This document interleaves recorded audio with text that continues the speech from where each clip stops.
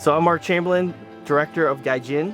I'm Mike Chamberlain, I'm the lead actor of Gaijin. And today we're gonna talk about working with difficult talent. As a director, how do you get your lead talent who's very difficult, maybe a diva, and maybe looks like you, how to get them to do what you want? How do you deal with an older brother who's your twin, yet he's really domineering and borderline abusive? Today, stick around. It's a program for filmmakers, by filmmakers. It's the Breaking Indie Podcast.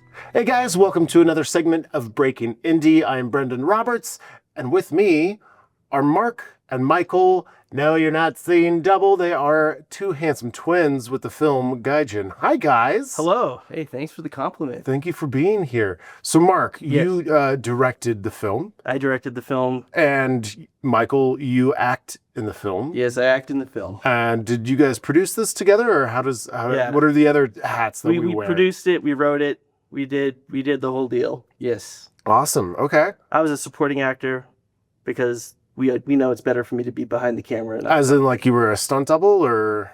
I was just his double. I did my Yeah. own stunts. Yeah, he went, like, he would push me near the edge of the cliffs and, you know, get me Yeah. tackled and do all sorts of things. So, Because if you fall, there's two of you. So. yeah. And his Yeah. philosophy is, you know, we don't want anyone to get killed, but keep rolling. You know, if Yeah. there is an accident. If you're You gotta- gonna die, we might want to use the tape. Yeah. Yeah. Well, Yeah. you know, that's what you got to do to get the shot. So It's all about getting the shot. there you go. All right. So tell me a little bit about your film.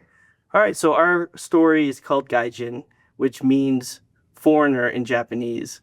And we follow an American grad student who his life is falling apart. Michael plays the lead, Lewis, and his identical twin, Ezekiel, has died on a missions trip. And Lewis is upset about this. Their relationship was fractured. And as his life is falling apart, he figures, if I can't control the way my life is going, I can at least control the way I die.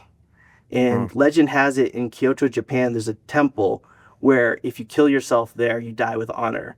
So Michael's character, Lewis, goes there, flies across the world, stands on the edge of this cliff and is ready to throw himself off the terrace to his death on the rocks below. And his twin brother, the spirit of his twin Ezekiel, shows up and challenges him, hang on until cherry blossom season. So then we follow him from homelessness to getting a job and surviving in Japan, and then ultimate in a relationship with an art therapist, Aya, who has a secret past of her own. And ultimately, when spring approaches, cherry blossom season, he has to make a decision: will I live or will I die? Well, that's what the film's about. I'm going to take a shot in the dark here, and I think love might find a way to intervene. Love mine. Well, you have to watch the movie to find out. But Cool. And did you guys shoot this in Japan? yes, we did. Yeah. We shot in awesome. Japan and Zimbabwe and New England. Oh, wow. All over the world. Yes. Yeah. 3 continents. So it was the micro budget that cost us everything, basically. Yeah, that's hard to do at an independent level. Like, shooting anywhere on location is a trick, but especially outside of the States. How did you guys kind of tackle the, like, logistical side of that? Well, I think ignorance, faith, all those things help. You know, when sometimes you'll have a basketball team that they don't know they're not supposed to be there. Uh-huh. And so, like, when you have an established team that is the champions, and then you have this bunch of freshmen that don't know any better, and then they play loose and they go for it. Sometimes those can be dangerous teams. So, Yeah. Sometimes don't know. ignorance is the oh, best. come on, man, that was good. No, it is good. It's part of it. Yeah. Oh, you tell me tell the real. What I was gonna say is, yes, that's all true. A little bit of this is where the undercut comes. Yeah, you can see that this is basically. See what I have to put up with? Yeah. I'll leave you guys to it. All right.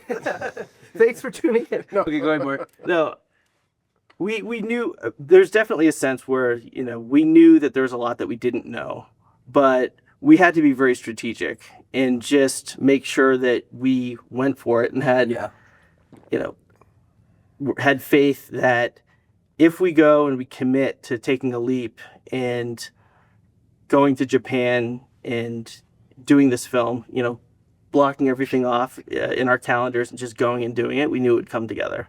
Okay. Not to undercut what you said. Well, I mean, the truth is that we felt called to make this film. We we had a lot of support from individuals who had experienced loss, deep loss, and they were encouraging us to move on. And we wanted to really give hope to people who are hopeless. That's part of the human experience. People suffer pain, people suffer loss. And what keeps people going? That's like Jean-Paul Sartre said, why keep living? If life is just meaningless, why should we even keep going? So, I mean, existentially, This is the French writer, French philosopher? yeah, I mean, so, yeah. Am I wrong? Just guess who the PhD is of the two of us. It's what we do in my improv class. We improv very serious literature. Yes. Oh, really? No. We just try to be funny, and it's never funny. Yeah, okay, well. But that's part of sadness too, right? There's like It is, funny because humor and sadness. His comedy, like, This help you episode cope. is brought to you by Yeti and the Sundance Film Festival of 2024.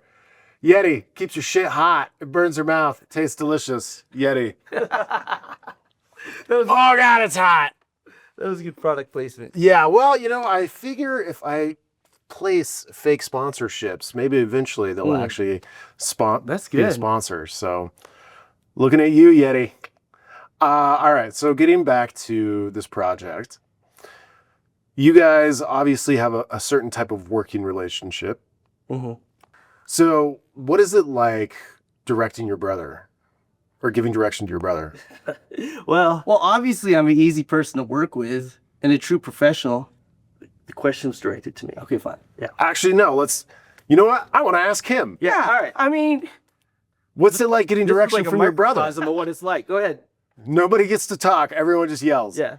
Okay, so the first few films, I think, was, besides the arts, the ones that we did, like, more student films, or the earlier films was me learning how to submit to a director, and especially when the director's your twin, because since we're young, we were co-collaborators, and you feel like you have equal investment, but you realize that when you're doing a film, you can't have two bosses. And so a lot of the first films was me like this, scowling, saying, having my ideas, and I had to kind of learn that it works best if I submit to my wonderful twin brother, Mark, who's 3 minutes older. But he's a great director, so. But yeah, it was tough at times. I think, how many days of production do we have? So we had a week in New England, then we went to Japan for 6.5 weeks, and then we went to Zimbabwe. There's only 3 days of bickering. Yeah, something like that. That's it. Yeah. Did you guys not shoot in LA? No. Then how did David get involved? David got involved. David, our DP, got involved because, and this is the thing about this film, where it's guerrilla filmmaking, it's also faith filmmaking, yes. And I'm not going to make it too much about faith, but there's no way to talk about this movie without talking about how there's many miracles that were strung together. And Mike and I committed that, hey, this fall we're shooting it. We're not waiting for Hollywood anymore. We had shopped it. We had gotten Pitch Fest. We had gotten good bites from producers and some readers and things like that. But it wasn't going to happen through that system, especially if we wanted to be attached. So we just said, look, we're doing it. We're committing. This is the fall. We knew that, our whole production schedule was based on the fact that we had a scene in Japan that we're going to shoot that was at a baseball stadium. Of course, that shoot was not lined up, but we knew, hey, if we're going to shoot it this year, we need to get to Japan in time before their season ends, which means we got to start shooting in New England. And the way it turned out, we had 3 weeks to set up a week shoot in New England, and then we were going to Japan with very little set up, but we knew we needed to get that scene. So where David, our DP, comes in is we were trying to put it together. I hate the analogy of fly the plane while you build it. But that's what it was. So we were saying, okay, it's a very dangerous scenario. Yeah. And we were trying to figure out, not for filmmaking, for flying. We were trying to figure it out. How are we gonna? That's true. We're both in there's 3 key scenes that I'm in with him as his twin. And we wanted to have a protagonist that was an identical twin, but not do the whole twin shtick, but get into some of the complexities of their relationship. And the protagonist happened to be an identical twin. We weren't gonna overcook it, but we needed somebody to shoot us, obviously, and we needed somebody who was a little bit crazy like us. And David Marroquin, I was having lunch with him in Southern California, and Mark had given me some producer duties, and I said, well, we're filming, we're committed. You don't happen to have availability. And he was working for LAPD, and he was a young cop, and he didn't have flexibility. So his vacation was already set. And it just so happens, coincidentally, it was providentially that he had the time off, and he took the leap of faith, and he went with us. And, my brother is, I'm going to speak for you a little bit, but I mean, he felt, we're praying about the film. Mark felt like it was time to make the movie, and he just started moving there, even though people within his field are giving him smart advice. Don't do this, you're going to lose your money. But he says, what can I do? I have to do what I feel God wants me to do. And so we started moving that way.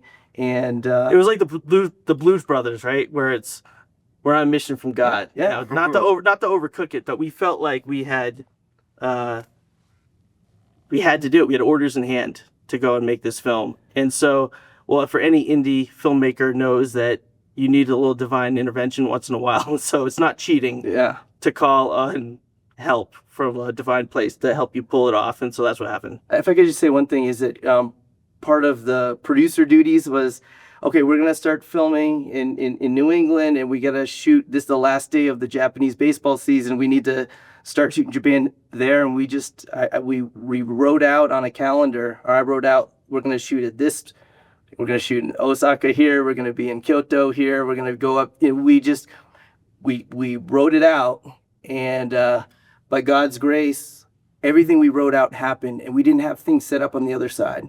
So it just fell into place. Yeah. It was like a mix of strategy. There was strategy to it, obviously. It wasn't just flippant, let's be reckless. Yeah. I mean, we have kids, we have families, we have careers and lives, and but it required taking a plunge. So like Mike said, we put together a production schedule. Even though things weren't lined up, we knew that this was the window when we could make this film, or for us to participate. And so lined it up, and it worked out. Okay, awesome. So something that I would really love to know, because the way that I was always told growing up was like I was expected to be a twin, but there was an accident and it didn't really work out that way. So I've always kind of wondered, as somebody who loves to perform and also be behind the camera, like what a blessing it could have been to have someone where it's like you could just kind of switch places.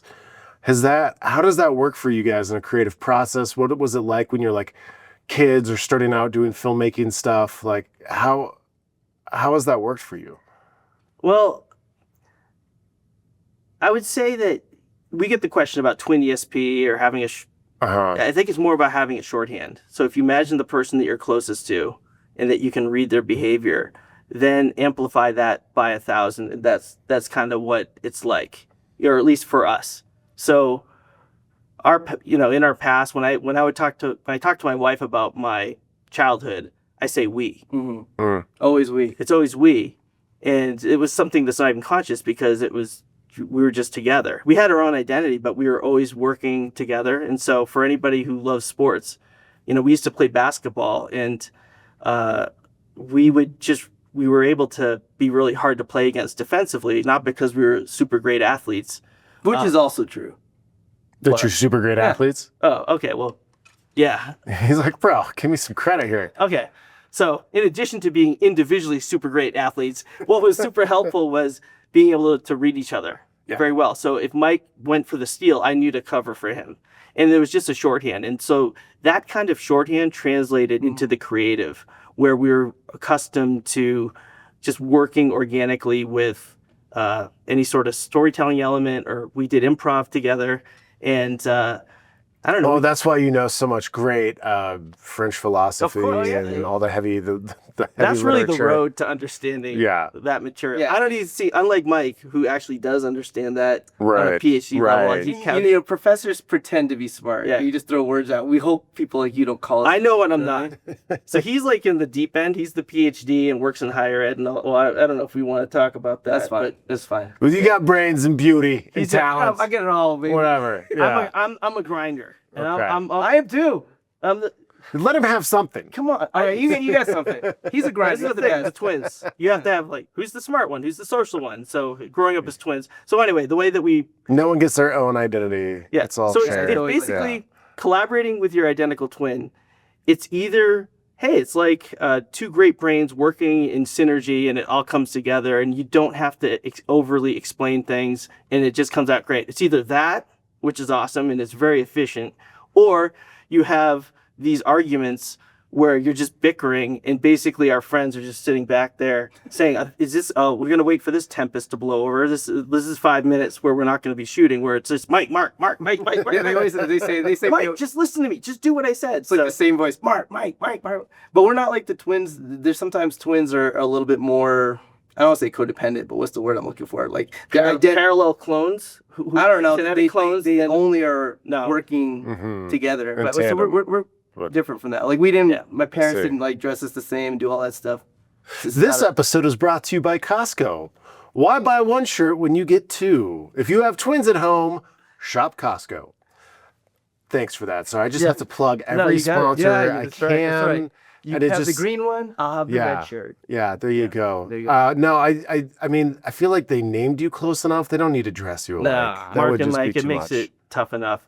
But I will say, directing your twin, there is something where, because I talked about that idea of me putting him in mortal danger to get the shot, Yeah. of course. Look, there's a greater good. We talked about that. You know, we wanted to deliver a message of hope, but sometimes I mean, it's not a message movie, but like you have themes that are obviously inspiring and hopeful and makes it worth the while of risking, you know, your life or your body or whatever, or in this case, risking your twin's life.